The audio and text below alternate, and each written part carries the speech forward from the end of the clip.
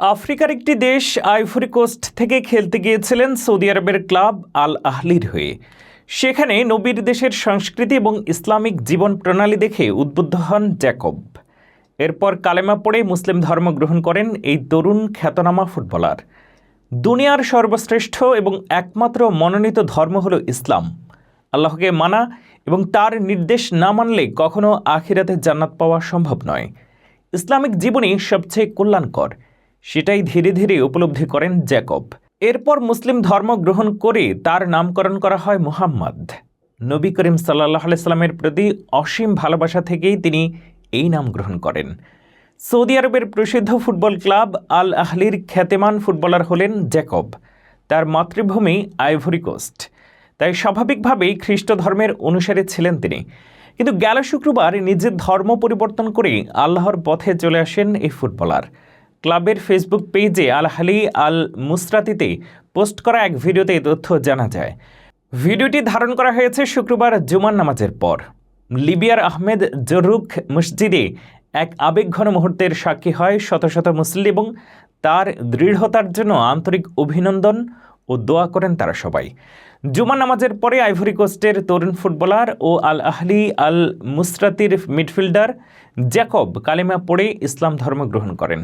Jacob নবী হজরত মুহাম্মদ সাল্লাল্লাহু আলাইহি সাল্লামের প্রতি ভালোবাসা প্রকাশ করে নিজের নাম পরিবর্তন করে মুহাম্মদ রেখেছেন। মসজিদের ইমাম ও মুসল্লিদের সামনে শাহাদা পাঠ করেন। আনন্দ ঘন মুহূর্তটিতে উপস্থিত মুসল্লিরা তাকে উষ্ণ অভিনন্দন জানান, তার জন্য দোয়া করেন। তিনি জানান, কয়েক বছর আগে তার ইসলামের প্রতি আগ্রহ শুরু হয়, যা ইসলামী বই পড়া ও মুসলিম সম্প্রদায়ের জীবনযাপন লক্ষ্য করার মাধ্যমে আরও গভীর হয়।